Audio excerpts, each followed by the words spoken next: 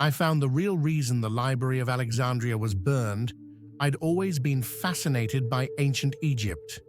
Not just the pyramids or the pharaohs, but the secrets, the rumors, stories of cursed tombs, hidden knowledge, and the fabled Library of Alexandria.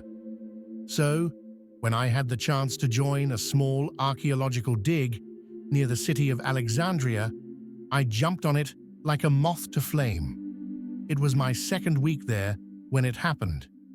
The lead archaeologist, Dr. Nassar, was busy cataloging what appeared to be fragments of a ruined temple.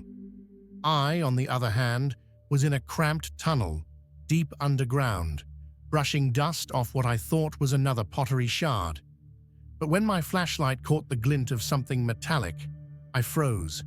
It wasn't a shard, it was a container, a small bronze cylinder, sealed with wax and inscribed with hieroglyphs. My heart raced as I carefully pried it open. Inside was a scroll, not papyrus, but something else. Almost leathery, darkened with age and covered in tiny, painstakingly inked symbols I didn't recognize. I brought it to the surface, expecting excitement from Dr. Nassar, but when he saw it, his face went pale. He muttered something in Arabic and refused to touch it. He told me to put it back where I found it. Some things should stay buried, he warned, voice trembling. But I couldn't. Curiosity had me in its grip. That night, I smuggled the scroll back to my room. I spent hours trying to decipher it, cross-referencing ancient scripts, but nothing made sense. It wasn't hieroglyphs or Greek or anything I'd seen before. I was about to give up when the letters began, shifting. At first I thought I was hallucinating from exhaustion, but no, the symbols were moving, rearranging themselves into English. It said, "Knowledge is a flame. It burns those who seek it unprepared." The room grew cold, unnaturally so, as I read on. It wasn't a historical text. It was a warning, a record of something the library had tried to contain, something so catastrophic that the scroll's writers had resorted to burning the entire place to the ground. The scroll spoke of them, not gods, not demons, something older, entities beyond comprehension, who existed in the void before creation. The library had been a fortress, a prison to hold their names, their true names, written in this script. The librarians had kept the knowledge locked away, knowing that merely knowing the names would give the entities a doorway into our reality. And then the scroll began to list those names.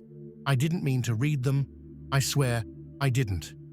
But the words pulled at my eyes, forcing me to follow the lines. My head throbbed, my vision darkened, and I felt like I was falling into the ink itself. The first name echoed in my mind like a thunderclap. The walls of my room began to bend and ripple as if they were made of water. Shadows moved in the corners, shadows that weren't cast by anything I could see. The second name filled me with dread, so profound I couldn't breathe. I heard whispers then, voices that weren't my own, coming from nowhere and everywhere at once. By the third name, the shadows weren't just moving, they were watching, and they weren't alone. It called to me, and against all reason, I kept reading. The fourth name was like a blade, carving into my thoughts, slicing away at the fragile walls of my sanity. And then something new emerged from the shadows, visions, not dreams, not hallucinations, memories. I saw the library as it was, before the fire. Grand halls stretched infinitely in every direction, lined with shelves that towered like the pyramids. Scholars moved about in quiet reverence, their faces lined with fear, more than awe. This was not a place of learning. It was a prison. And in the heart of that prison, I saw him, Julius Caesar. But he wasn't the man I'd read about in history books. No conqueror, no statesman. He was afraid, trembling as he stood in the library's inner sanctum. His toga was stained with blood, not his own, and in his hands he held this scroll.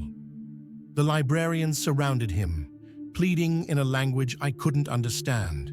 They were desperate to stop him, but it was too late. Caesar had already read a name.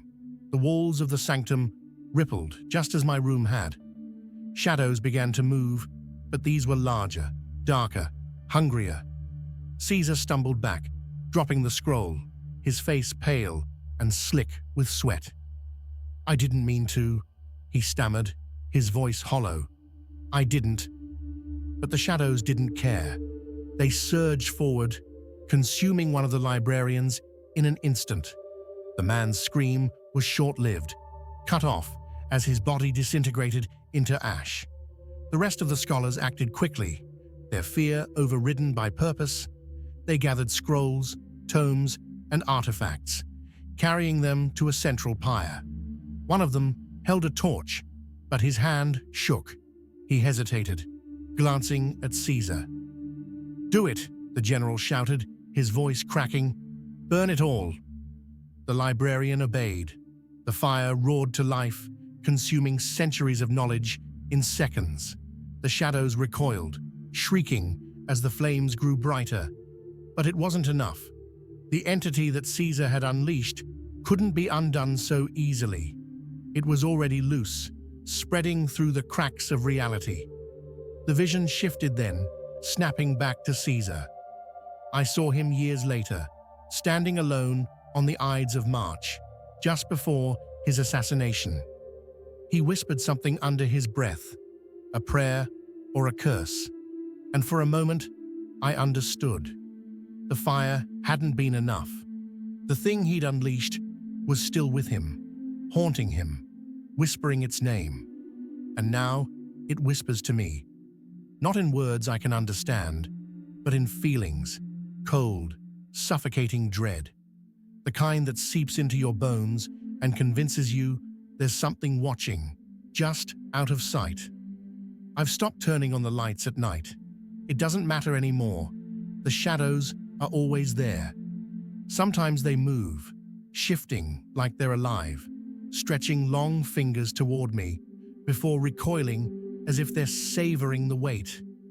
Last night, I thought I heard a voice, not a whisper, but a single, clear word spoken from the darkness behind me. A name. It wasn't one I recognized, not from the scroll, not from the vision, not from anything I've ever heard. But the sound of it made my teeth ache and my heart falter. I don't know what it means. I don't want to. I burned everything I had from the dig, the notes, the photographs, even my clothes. It didn't help. Whatever I brought back wasn't the scroll. It's something else, something I can't escape. I haven't slept in days. I'm afraid if I close my eyes, I'll hear the next name. Or worse, I'll see them. But the fire taught me something. Knowledge is a flame, yes, but it's also a chain. The more you learn, the tighter it binds you. And now I know just enough to be trapped forever. I think of Caesar, of the fire he started, and I understand why he failed. You can't destroy knowledge, you can only delay it. It wasn't just the scrolls or the names, it was the people who knew them. If I'm right, then there's only one way to end this, only one way to stop the whispers before they reach someone else. The shadows are closer now, and I've already lit the match.